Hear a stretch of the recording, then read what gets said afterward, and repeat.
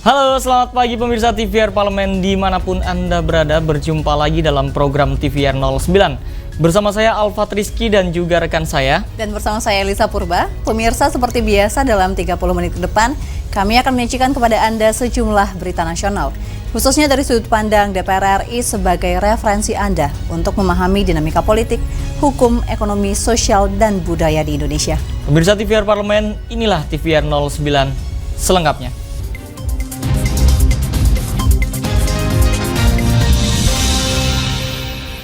Pemirsa, kita awali TVR 09 pagi ini dari Komisi 11 DPR RI yang menilai pemerataan penggunaan KRIS di seluruh daerah di Indonesia dapat menjadi gerbang masuk ke dalam ekosistem digital bagi UMKM sehingga mendukung inklusi ekonomi dan juga keuangan.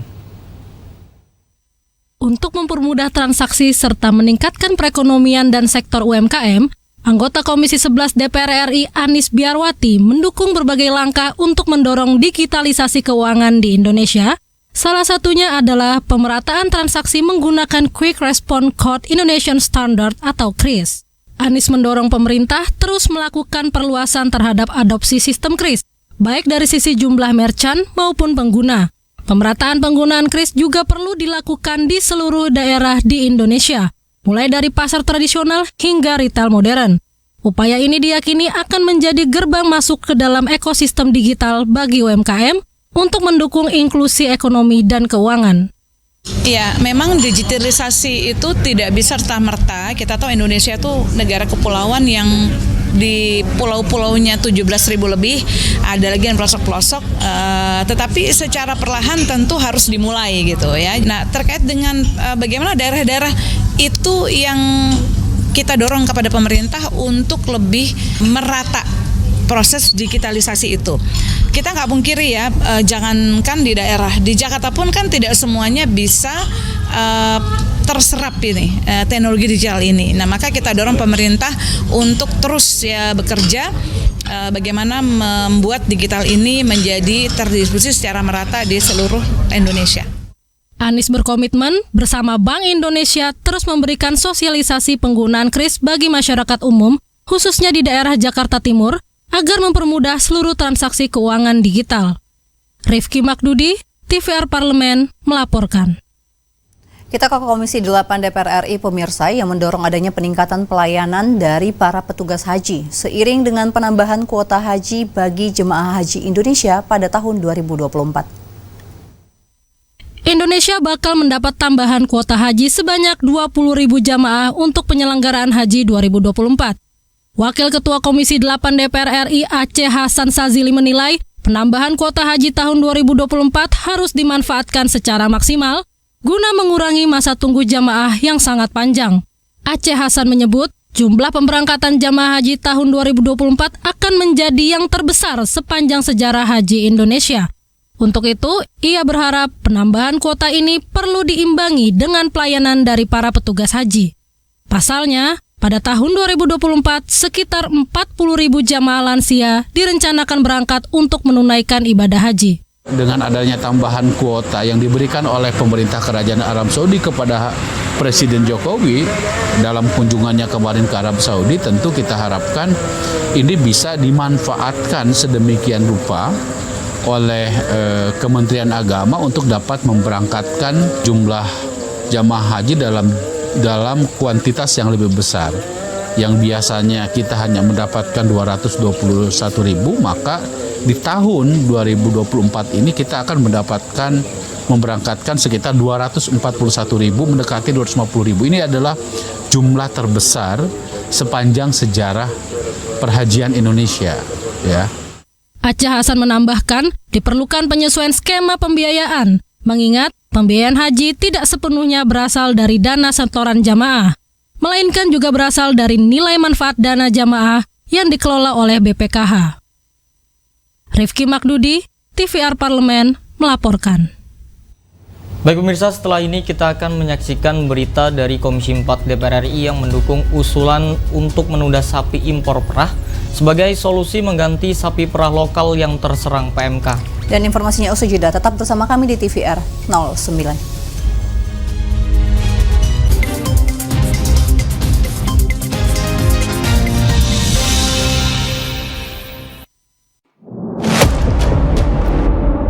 sini ditambang. Konflik yang terjadi, Warga sini tidak mengizinkan. masalah yang tersisihkan menjadi kesenjangan sosial. Ya namanya rakyat kecil gak bisa apa-apa, mau komplain juga gak didengar. Sebab apa? Itu menyangkut isi perut kami semua. Bagaimana memutus keterbatasan untuk didengar? Jadi kalau misalnya masyarakat sudah merasa tidak lagi ada yang memperjuangkan aspirasinya, maka masyarakat memang sangat berhak untuk meminta dewan yang mewakili mereka di parlemen. Kami menyusuri batas-batas peristiwa, mengurai berbagai polemik yang terjadi, meluruhkan suara-suara marginal, menjadi nyata dalam setiap aspirasi, melaksanakan tugasnya sebagai wakil rakyat. Saksikan Aksi Dewan setiap hari Senin dan Rabu pukul 10.30 waktu Indonesia Barat hanya di TVR Parlemen.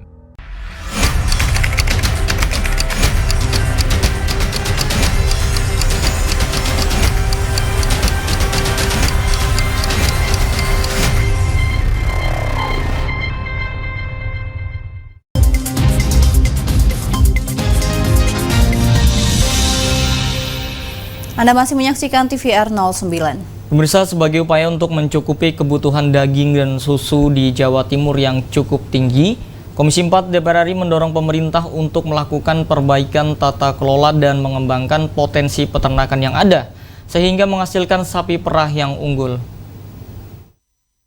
Usulan Kepala Dinas Peternakan Provinsi Jawa Timur untuk mengimpor sapi sebagai salah satu kebijakan alternatif dalam mengganti sapi perah lokal yang terserang PMK dinilai tidak efektif. Untuk itu, Komisi 4 DPR RI mendorong agar sapi lokal yang sehat dapat dioptimalkan. Anggota Komisi 4 DPR RI Johan Rosihan menilai impor sapi perah bukanlah solusi untuk menyelesaikan dampak PMK. Pemerintah seharusnya memperbaiki tata kelola dan mengembangkan potensi peternakan yang ada, sehingga menghasilkan sapi perah unggul guna mengganti sapi yang terinfeksi PMK. Selain itu, sapi perah impor juga beresiko membawa penyakit baru ke hewan ternak dalam negeri. Jangan pula kita ingin mengimpor ternak dari luar, karena kita tidak tahu sehat misalnya di awalnya, tapi dengan perjalanan bagaimana kita tidak tahu. Makanya menurut saya yang begini harus kita tunda dulu keinginan kita sambil kita mengoptimalkan potensi peternak yang ada di kita. Kita banyak dokter peternakan, banyak profesor peternakan sebanyak itu. Ya sudah, potensi kita punya sapi lokal unggul, punya potensi di kita, itu kita kembangkan. Libatkan kampus, libatkan apa. Jangan dikit-dikit mau impor aja begitu. Lebih lanjut, Johan menambahkan, wabah PMK menyebabkan kemampuan produksi hewan ternak menurun. Padahal, kebutuhan daging dan susu di Jawa Timur cukup tinggi. Untuk itu, kebijakan penggantian sapi perah lokal dengan impor sebaiknya dapat ditunda. Ken Suari, TVR Parlemen, melaporkan. Pemirsa, berita selanjutnya mengenai Komisi 7 DPR RI yang menilai pembangkit listrik dan pemanfaatan panas bumi PLTP Kamojang telah memberikan kontribusi nyata yang besar bagi masyarakat, sehingga patut menjadi percontohan bagi seluruh perusahaan milik pemerintah agar bekerja lebih baik lagi. Sebagai salah satu perusahaan pembangkit listrik dan pemanfaatan panas bumi, PLTP Kamojang telah menerima berbagai penghargaan terkait proses bisnis hingga pemberdayaan lingkungan. Komisi 7 DPR RI menilai PLTP Kamojang layak dijadikan sebagai role model bagi PLTP lain yang beroperasi di seluruh wilayah Indonesia. PLTP Kamojang mempunyai sejarah panjang dalam pemanfaatan panas bumi sebagai salah satu energi bersih bagi masyarakat Indonesia yang mampu beroperasi secara maksimal. Anggota Komisi 7 DPR RI Ratna Juwitasari berharap PLTP Kamojang dapat menjadi percontohan agar seluruh perusahaan milik pemerintah bekerja secara profesional dan terus berupaya menghadirkan inovasi yang mendatangkan manfaat bagi bangsa Indonesia. Kami berharap bahwa PLTP ini bisa menjadi salah satu percontohan di mana perusahaan plat merah milik pemerintah ini benar-benar mengerjakan tugas dan fungsinya mereka baik dari sisi penugasan maupun dari sisi B2B itu secara profesional. Lebih lanjut, anggota Komisi 7 DPR RI Mulyanto menilai PLTP Kamojang sebagai perusahaan milik pemerintah telah memberikan kontribusi nyata yang sangat besar bagi masyarakat. Sehingga PLTP di wilayah lain harus mencontoh kinerja yang selama ini telah dilakukan oleh PLTP Kamojang. Luar biasa ya, ini kontribusinya kepada masyarakat. Karena Kamojang ini ya memang terbaik, clean ya, lingkungan juga bagus. Nah kita harapkan ini jadi model, di tempat-tempat lain harus mengikuti ini. Sehingga betul-betul terasa manfaatnya buat masyarakat, harga pun terjangkau. Fajar Ilhami, TVR Parlemen melaporkan. Baik pemirsa, kita beralih ke Komisi 8 DPR RI yang berkomitmen untuk menyelesaikan seluruh tugas kedewanannya di tengah persiapan menjelang pelaksanaan pemilu 2024.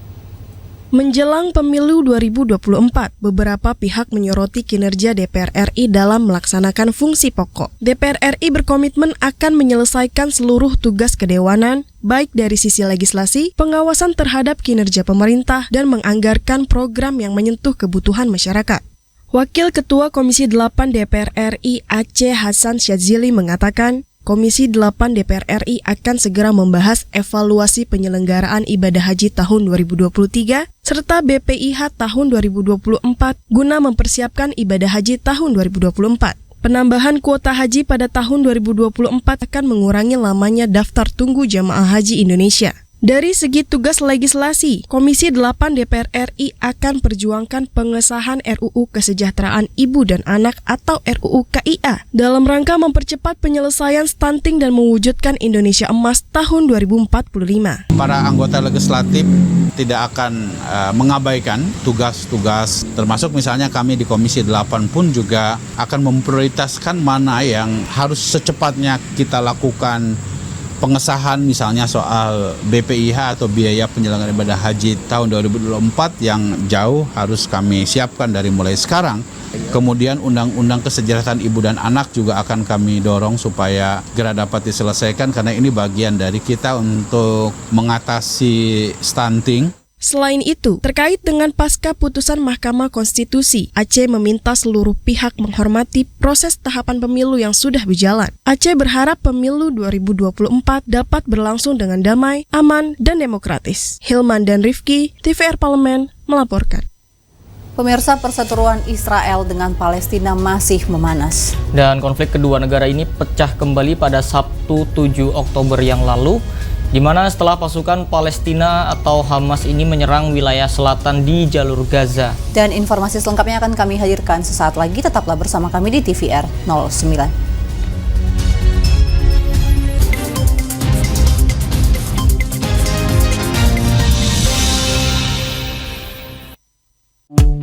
DPR RI memiliki fungsi diplomasi dalam menjalankan politik luar negeri sesuai dengan pasal 116 Undang-Undang MD3. Kontribusi aktif BKSAP DPR RI memainkan peranan penting dalam memenangkan persaingan global melalui IPU, IPA, IPPF, IPA, dan PUIK.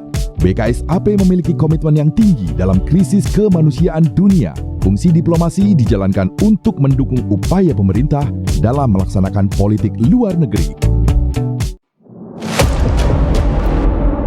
Sini ditambang. Konflik yang terjadi. Sini tidak mengizinkan. Masalah yang tersisihkan menjadi kesenjangan sosial. Ya namanya rakyat kecil gak bisa apa-apa, mau komplain juga gak didengar.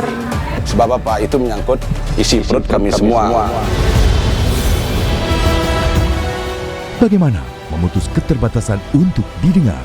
Jadi kalau misalnya masyarakat sudah merasa tidak lagi ada yang memperjuangkan aspirasinya, maka masyarakat memang sangat berhak untuk meminta dewan yang mewakili mereka di parlemen.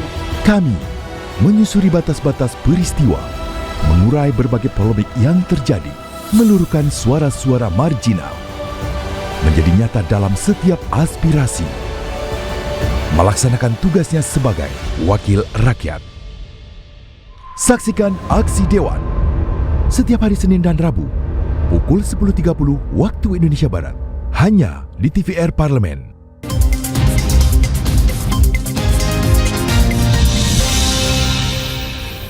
Kembali di TVR 09. Ya pemirsa, merespon konflik yang terjadi antara Israel dengan Palestina, DPR RI meminta seluruh pihak berkonflik dalam perang tersebut mulai memikirkan jalur dialog dan solusi jangka pendek maupun panjang.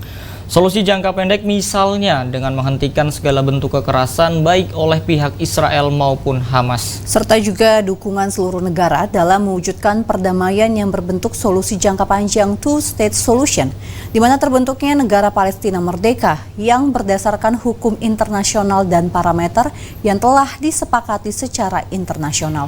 DPR RI juga berharap pemerintah Indonesia untuk terus konsisten berpegang teguh pada amanat konstitusi yang menentang berbagai bentuk penjajahan di muka bumi dan terus mendukung kemerdekaan Palestina. Dan pemirsa, kita akan simak informasi selengkapnya yang telah kami rangkum dalam segmen editorial parlemen berikut ini untuk Anda.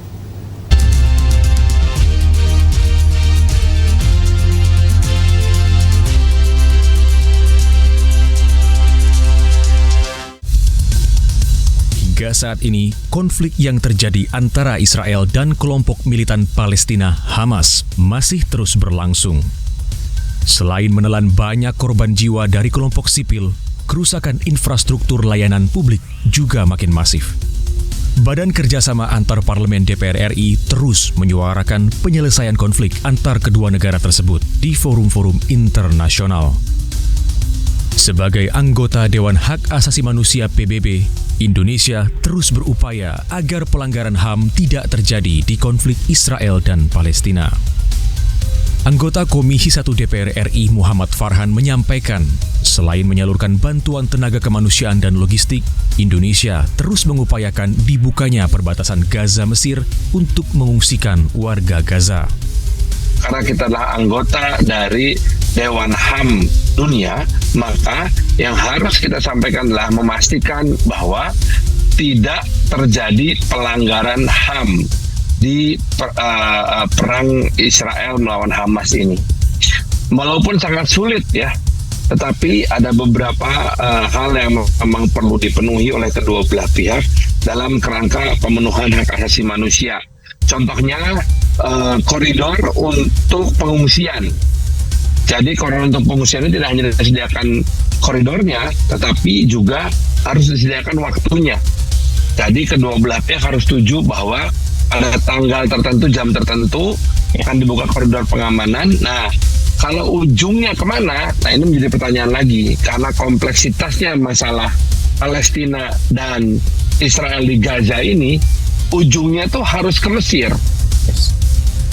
Nah, maka tugas Indonesia sebetulnya meyakinkan Mesir agar mau membuka perbatasannya untuk para pengungsi dari Gaza. Di forum interparliamentary ke-12 di Perancis, Ketua BKSAP DPR RI Fadlizon mengajak Parlemen Uni Eropa aktif mencari solusi sebagai upaya meredam konflik dan mengantisipasi jatuhnya korban. Kita sampaikan bahwa Indonesia mendukung perjuangan Palestina, kita juga mendukung two-state solution, dan kita berharap konflik ini bisa segera reda supaya tidak ada lagi korban-korban, terutama anak-anak dan perempuan yang mereka yang tidak berdosa. Jadi kita sampaikan ini langsung di depan Parlemen Eropa yang cukup hadir, cukup banyak, dipimpin oleh Daniel Kaspari dan juga dari beberapa negara yang bagian dari delegasi Parlemen Eropa untuk ASEAN, DASE. Wakil Ketua BKSAP DPR RI Gilang Dila Farares menambahkan, konflik Palestina dan Israel dapat diredam melalui campur tangan internasional untuk mendesak kedua negara segera melakukan gencatan senjata. Isu ini Palestina adalah isu yang salah satu yang krusial yang harus kita perjuangkan.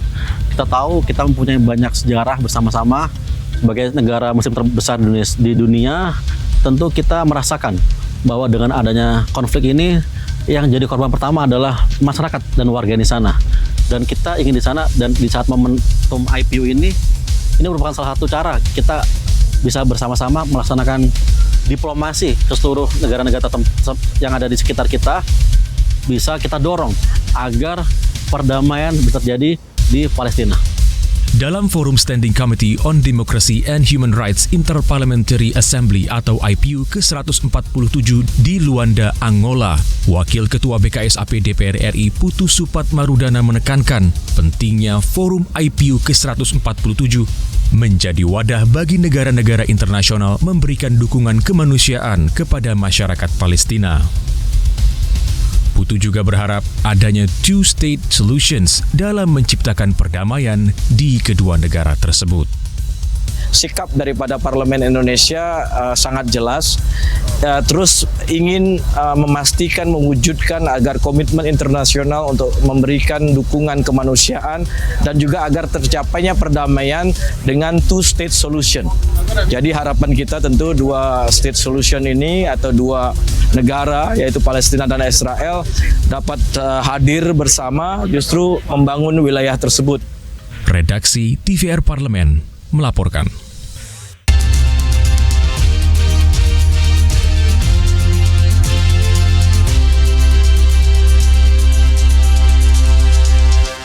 Ya, bagi pemirsa nih yang tinggal di daerah Jabodetabek, tentunya Kota Bogor ini kalau misalkan weekend ini suka macet ya, karena memang banyak dikunjungi kawasan wisatawan untuk berlibur. Jadi berbondong-bondong orang di daerah Jakarta, daerah Tangerang, ini banyak berlibur ke daerah Bogor. Kalau memang ini favoritnya, Lisa. Benar. Kalau kita mungkin bisa sering mendengar, Kota Bogor ini sering kita sebut sebagai kota hujan ya. Bukan hanya jadi destinasi yang wisata yang menjadi favorit, mungkin ke puncak, tapi memang banyak itu di samping itu kawasan berlibur juga banyak kita jumpai. Ada juga oleh-oleh yang menarik yang menjadi ciri khas dari kota ini. Tentunya kalau misalkan kita datang ke suatu daerah, pasti yang dipikirkan adalah beli oleh-oleh apa nih gitu. Kuliner ya. Betul, dan salah satu oleh-oleh ikonik tersebut yaitu roti unyil nih, Elisa. Lalu bagaimana informasi salah satu oleh-oleh yang menjadi ciri khas Kota Bogor ini? Tetaplah bersama kami pemirsa di TVR 09.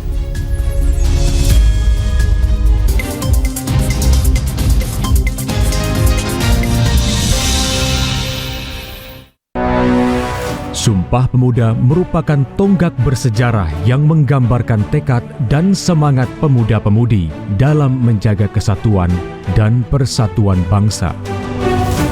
Dengan semangat inilah, Dewan Perwakilan Rakyat senantiasa mengawal dan menjaga kedaulatan bangsa. Dengan semangat kebangsaan, kita telah mengenang jasa para pemuda yang telah dulu berjuang demi Indonesia yang merdeka.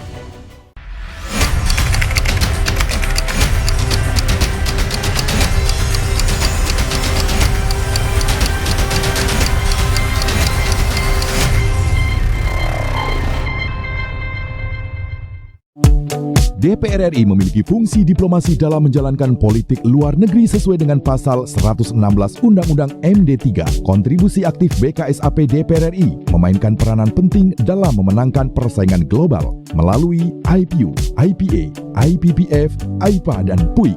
BKSAP memiliki komitmen yang tinggi dalam krisis kemanusiaan dunia. Fungsi diplomasi dijalankan untuk mendukung upaya pemerintah dalam melaksanakan politik luar negeri.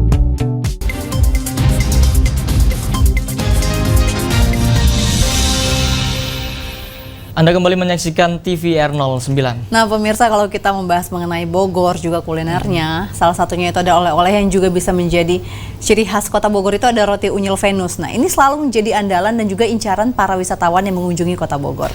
Tidak, karena memang namanya juga roti unyil ya, pasti ini bentuknya kecil ya. Mungil. Betul, mungil. Dan memang roti ini juga unik juga karena menyediakan 53 varian rasa dan jenis yang menarik tentunya pemirsa. Dan bagi para pemirsa nih yang lokasinya jauh dari Kota Bogor, tidak perlu khawatir karena roti unyil ini masih dapat dipesan melalui online. Biasanya kamu suka varian apa? Kayaknya yang dalamnya sosis tuh enak, Elisa. Enak ya? Enak. Yang coklat kamu juga harus coba, enak. Betul. Nah pemirsa, tanpa berlama-lama lagi, mari kita saksikan tayangan roti unyil Venus pada segmen Intips, Informasi dan Tips berikut ini.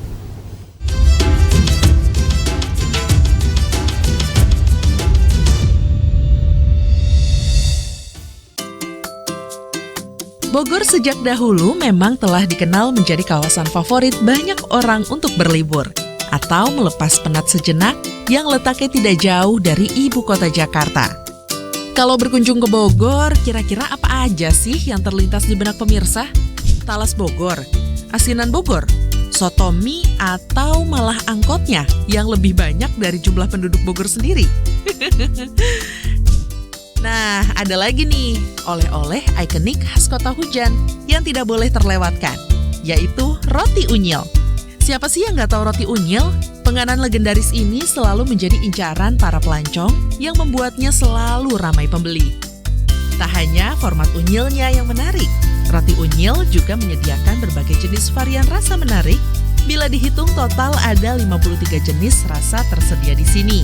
Pemirsa dapat memilih mulai dari coklat keju, sosis, coklat kacang, donat coklat, abon, oreo, durian, jagung manis, dan masih banyak lagi varian rasa lainnya. Semuanya dijamin enak dan memanjakan lidah. Soal harga, pemirsa tak perlu khawatir. Sebiji roti unyil dibanderol dengan harga Rp1.700 saja. Pemirsa bebas pilih jenis rasa dengan jumlah pembelian per kotak 20, 30, hingga 50 biji. Boleh pilih rasa seragam atau campur. Asik kan? Mampir ke Venus Bakery, apalagi di akhir pekan, jangan kaget kalau pemirsa melihat antrian yang panjang. Kebanyakan pembeli datang dari Jakarta dan daerah sekitarnya. Kalau segini padatnya, nggak heran sekiranya Venus mampu memproduksi ribuan roti unyil setiap hari.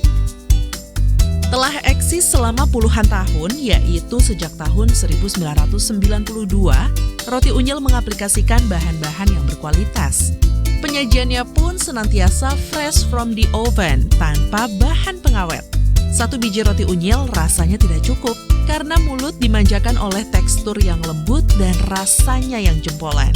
Jika pemirsa buru-buru dan tidak sempat mengantri, roti unyil Venus ini juga menyediakan jalur cepat yang letaknya di samping toko utama. Namun pemirsa tidak dapat memilih varian rasa karena dalam satu kotak sudah berisi rasa campuran. Seandainya pemirsa mau menjadikan roti unyil sebagai oleh-oleh dari Bogor, segera saja melipir ke tokonya yang berada di Ruko V-Point, Jalan Raya Pajajaran nomor 1, Sukasari, Bogor Timur.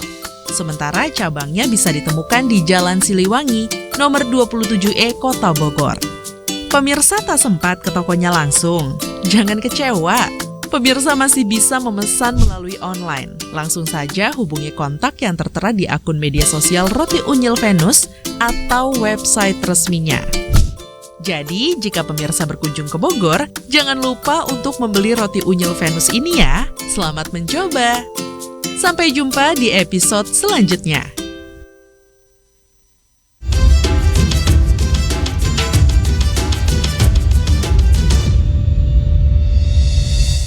Ya baik pemirsa, di penghujung acara kami informasikan kepada Anda sejumlah agenda DPR RI pada hari ini, Rabu 1 November 2023. Pemirsa, pada pagi tadi sekitar pukul 8.30 waktu Indonesia Barat, ada BKSAP yang telah melaksanakan focus group discussion dengan Aqsa Working Group dalam rangka Bulan Solidaritas Palestina. Dan pada pukul 13.30 waktu Indonesia Barat nanti ada Ketua Komisi 1 DPR RI yang mengadakan courtesy call dengan anggota Parlemen Jerman. Juga masih ada sejumlah agenda serta program DPR RI lainnya pemirsa, tentunya masih dapat Anda saksikan secara langsung di TVR Parlemen. Melalui kanal utama, kanal komisi juga kanal alat kelengkapan dewan lainnya. Dapat Anda akses di tvr.dpr.go.id. Dan pemirsa TVR Parlemen, demikian TVR 09 edisi pagi ini. Kami segenap kru TVR Parlemen yang bertugas mengucapkan terima kasih telah menyaksikan TVR 09 pagi ini. Saya Alfat Rizky dan juga rekan saya. Dan tentunya bersama saya Elisa Purba. Sampai bertemu kembali di TVR 09 esok hari. TVR Parlemen, referensi Indonesia.